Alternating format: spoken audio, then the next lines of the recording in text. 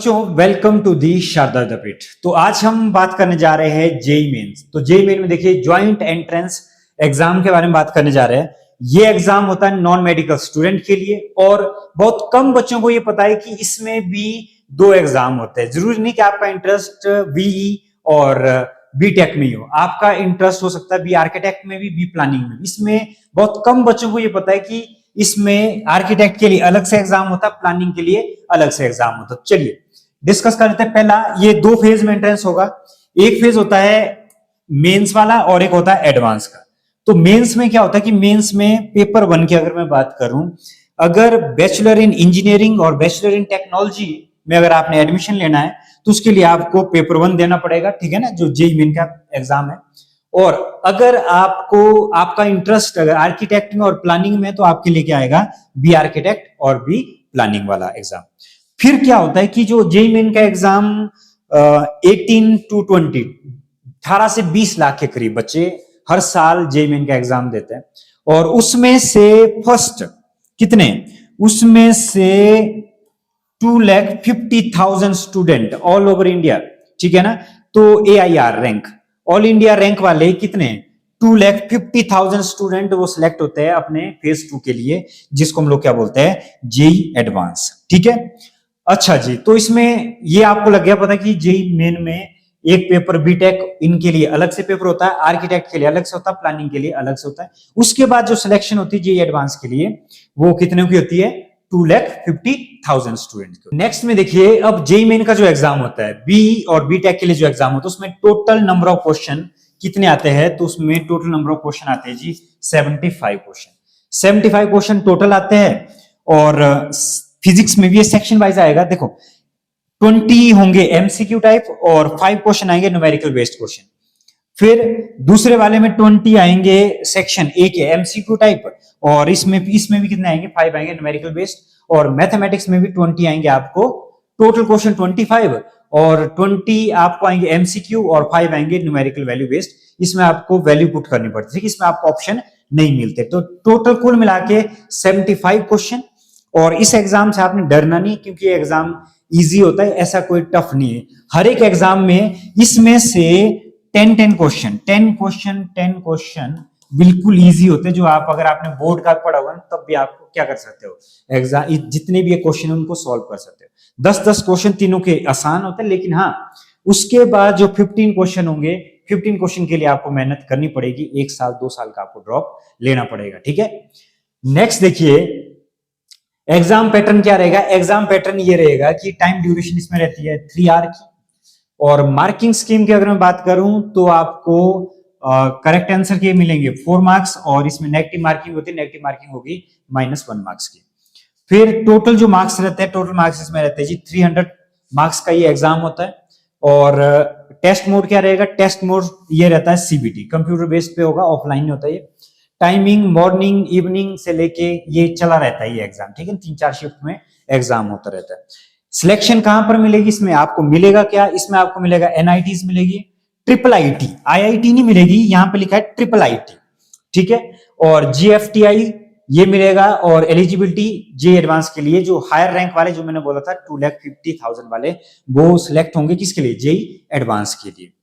तो ये था इसमें जेईई मेन। अब आर्किटेक्ट के बारे में बात करते हैं। तो देखो जेईई आर्किटेक्ट वाला एग्जाम होगा, ये होगा कितना, ये होगा 400 मार्क्स का, ठीक है। और टोटल इसमें जो क्वेश्चन रहेंगे, टोटल इसमें क्वेश्चन होते हैं 77। मैथमेटिक्स की भी 2 पार्ट में था, सेक्शन ए सेक्शन बी, जैसे जेईई मेन में आता था। उसके बाद थोड़ा सा एप्टीट्यूड टेस्ट इसमें होता है और ड्राइंग टेस्ट होता है इसमें आर्किटेक्ट वालों के लिए। प्लानिंग की अगर मैं बात करूं तो प्लानिंग में ये तो रहेगा जेईई मेन की तरह, ठीक है ना, 20 और 5 का रेशो। एप्टीट्यूड में इसमें 50 क्वेश्चन आएंगे, ड्राइंग में इसमें ज्यादा आते हैं, वो कितने हैं 25, तो टोटल ये है 100। और इसमें ये कितने मार्क्स का, 400। ये इसमें भी मार्क्स डिस्ट्रीब्यूशन थोड़ा सा अलग रहता है, तब ये 400 का बना है। और ये भी कितना है, 400 मार्क्स के ये दोनों एग्जाम रहते हैं, ठीक है। अब इनके कब इनका यहां पर देखिए, अब बात कर लेते हैं डिफरेंस बी आर्किटेक्ट और प्लानिंग में डिफरेंस क्या है। दोनों एग्जाम 3 आवर के है, सीबीटी है प्लस ड्राइंग टेस्ट होगा, ये फुल्ली क्या होगा, ये सीबीटी होगा। 77 क्वेश्चन 100 क्वेश्चन जो मैंने आपको बताया था। मैथ एप्टीट्यूड ड्राइंग आता है, इसमें भी मैथ एप्टीट्यूड और प्लानिंग के क्वेश्चन आएंगे। ड्राइंग टेस्ट इसमें सब्जेक्टिव होगा, प्लानिंग टेस्ट ये एमसीक्यू होगा, और ये किसमें होगा, ये कंप्यूटर बेस्ड होगा। टोटल दोनों के मार्क्स तो सेम है जी, कितने 400 मार्क्स का ये एग्जाम रहेगा। नेक्स्ट अगर बात करें तो देखिए कौन सी एजेंसी इसको कंडक्ट कराती है, इसको कंडक्ट कराती है एनटीए। लेकिन एडवांस को कंडक्ट कराती कोई आईआईटी, तो ये बदलती रहती है, ये जरूरी नहीं कि आईआईटी रुड़की कराए हमेशा, तो ये बदलता रहता है। और जेईई मेन की बात करें तो साल में 2 बार इसकी फ्रीक्वेंसी है, जनवरी में और एक अप्रैल में होता है। फिर ये साल में सिर्फ एक बार होगा, कितना 17 मई के आसपास।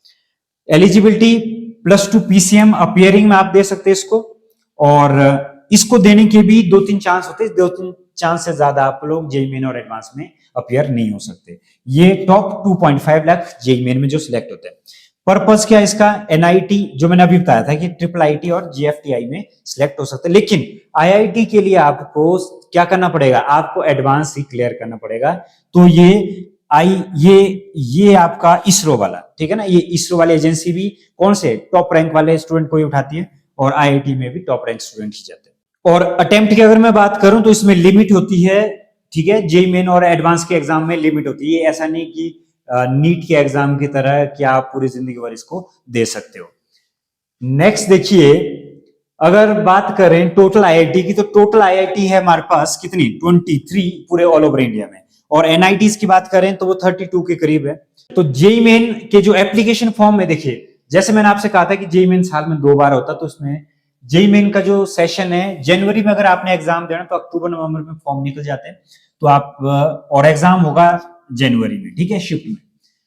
और सेकंड जो अब अप्रैल में जो एग्जाम होता है उसके लिए मार्च में आप फॉर्म फिल करोगे, और आपका जो एग्जाम होगा वो 2 से 9 अप्रैल के बीच में, आगे पीछे ये एग्जाम हो सकता है। और इसमें से जो आपका हाई स्कोर होगा उसको ही कंसीडर किया जाएगा। जैसे मान लो अगर आपने जनवरी में दिया था तो आपकी तैयारी अच्छी नहीं हो पाई थी, तो आपके जो मार्क्स थे वो कम आए थे, और फेब में आपके मार्क्स सेकंड अटेम्प्ट में आपके मार्क्स क्या हुए, ज्यादा आए, तो आपको कंसीडर किया जाएगा सेकंड अटेम्प्ट में जो आपके मार्क्स है उसके अकॉर्डिंग आपको एनआईटी और ट्रिपल आईटी वगैरह आपको दी जाएगी। और कौन सी साइट से आप इसको फिल कर सकते हो, आप फिल कर सकते हो jeimain.nta.nic.in से, ठीक है जी। और जेईई एडवांस के एप्लीकेशन फॉर्म की अगर बात करें तो देखो, जेईई एडवांस के लिए आपके साइट अलग है, और ये ओपन होंगे 23 अप्रैल से लेके 2 मई पे ये क्लोज होंगे। और कौन देते हैं इसको, ओनली 2.5 लाख स्टूडेंट जो टॉप रैंक होल्डर है, सिर्फ वही लोग इस फॉर्म को भर सकते हैं। फिर इसके लिए भी आपके पास देखिए जो एग्जाम डेट, ये मई में एग्जाम होगा, तो फिक्स नहीं है कि 17 मई को ही होगा, तो ये थोड़ा बहुत आगे पीछे डेट हो सकती है। तो ये है 2026 की डेट। तो ये था ऑल अबाउट किसके बारे में, नॉन मेडिकल स्टूडेंट के लिए, कि जेईई मेन और जेईई एडवांस में किस तरह से सिलेक्शन होती है, क्योंकि ये इंडिया का सबसे टफेस्ट एग्जाम में आता है, ठीक है।